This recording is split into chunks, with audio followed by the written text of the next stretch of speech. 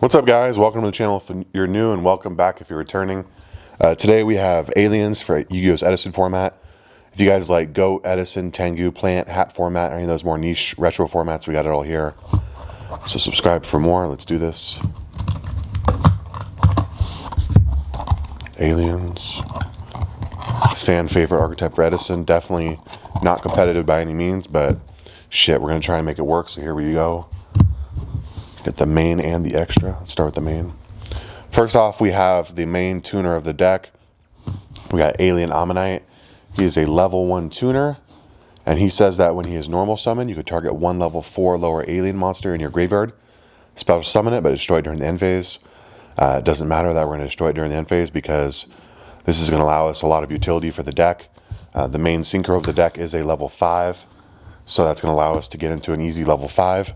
Or if we don't want a synchro, it's going to allow us to have free fodder for our version of Icarus Attack, which is offerings to a snake deity. Okay, so he's the main guy of the deck. And then we have the vanilla himself. I like to read the vanillas, so we'll read Alien Shock Trooper. We got 3 of them. He says, the aliens have used a mysterious biological substance to create a supreme race of soldiers. They do not have the natural powers of the other aliens, but can make stunning physical attacks.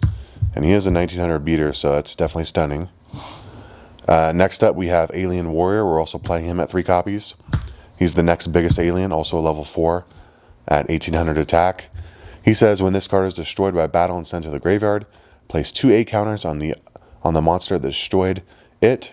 If a monster with an A counter battles an alien monster, it loses 300 attack and defense for each A counter. And that's an important mechanic to remember for the deck.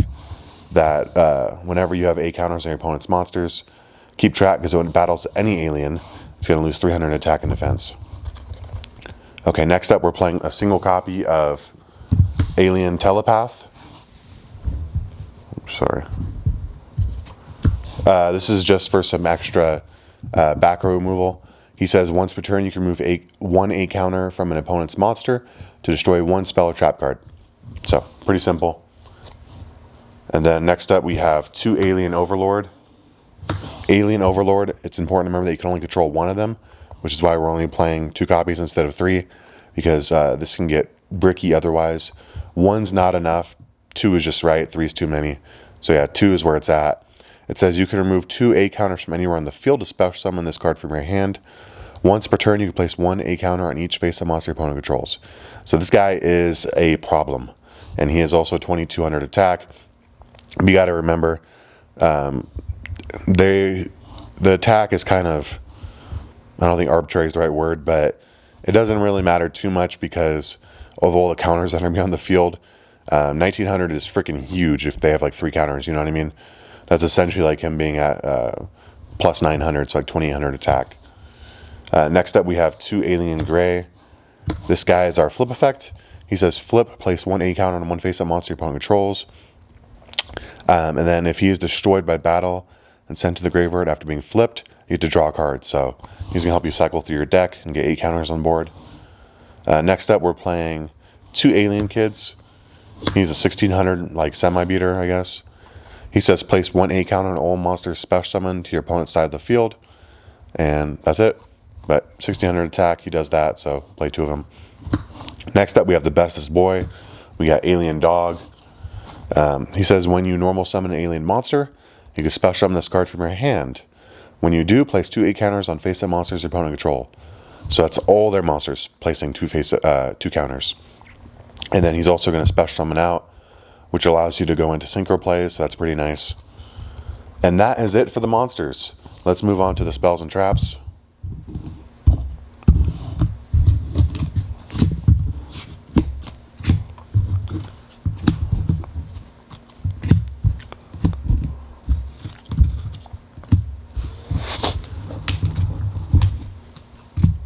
Okay, to start off, we have the deck-specific stuff. We're going to be playing 2 copies of Mysterious Triangle, 2 copies of Code A Ancient Ruins. Mysterious Triangle says that you destroy 1 monster on the field with an A counter. It is quick play, which is really nice. Then you can special summon 1 level 4 alien monster if you're in deck, destroy in the end phase. So this is going to allow you to go for game. during the battle phase. It's pretty nice. And then we have Code A Ancient Runes. It says each time a face-up alien monster is destroyed, place 1 A counter on this card. You can remove 2 A counters from anywhere on the field, so not just itself, to special summon 1 alien monster from your graveyard. So once per turn monster reborn, it's going to get you those A counters. Pretty nice. And then next up we have some generic spells. We have 1 Heavy Storm, 1 MST, and 1 Brain Control. Really nice for the strategy with Brain Control. Honorary alien card with that brain. But synchro deck, so it's going to allow you to synchro using your opponent's monsters. Next up we have the traps. We have quite a few of them. It is a trap heavy deck. We're going to go ahead and play 1 Mass Hypnosis and 1 Planet Pollutant Virus. At this point in time, I'd like to read Cosmic Fortress Golgar, just so you guys have better reference of why the continuous spells and traps are very good in this deck. He says, once per turn, you can select any number of face spells or trap cards, return those cards to their owner's hands, and then distribute new A counters amongst monsters on the field equal to the number of cards returned. So the more continuous spells and traps, the better. This is not a continuous trap, but this will stay face up. So that's good. Wait, what?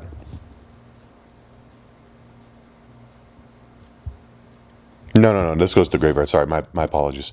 Its effect does linger, but it doesn't linger. So Mass Hypnosis and then Code A Ancient Runes is good. And then any that your opponents play can help out as well. So Mass Hypnosis, this one says activate only while you control an alien monster. Select to take control of up to 3 of your opponent's monsters that each have an A counter on them. This card is destroyed during the end phase of the turn that is activated. So that's what I was telling about Golgar. Golgar is going to let you recycle this and then also distribute counters, which is really nice because otherwise this will be destroyed during the end phase. It's a 3 monster brain control, which is insane. And then Planet Pollutant Virus says tribute 1 alien monster, destroy all face-up monsters without A counters your opponent controls. Until the end phase of your opponent's 3rd turn after this card's activation, place 1 A counter on each monster you summon. Next up, we have a bunch of generics, and then we'll get onto the extra deck. We have 1 Mirror Force, 1 Torrential Tribute, 1 Trap Dust Shoot, 1 Solemn Judgment. We're playing all the 1-ofs. Next up, we're playing 2 Dark Bribe. I'll talk about this again in a moment. We're playing some defensive stuff. We're playing 2 Bottomless Trap Hole, 2 Deep Prison, and then 3 Offerings to the Snake Deity. So Offerings to the Snake Deity is kind of deck specific. It says destroy 1 reptile monster you control and 2 cards your opponent controls. So this card plays heavily into Starlight Road. Any deck that I have that plays heavily into Starlight Road, I like playing Dark Bribe because Dark Bribe could shut off that. Otherwise, you get really punished by this card. So same thing with decks that play like Icarus Attack. All right, we have the extra deck.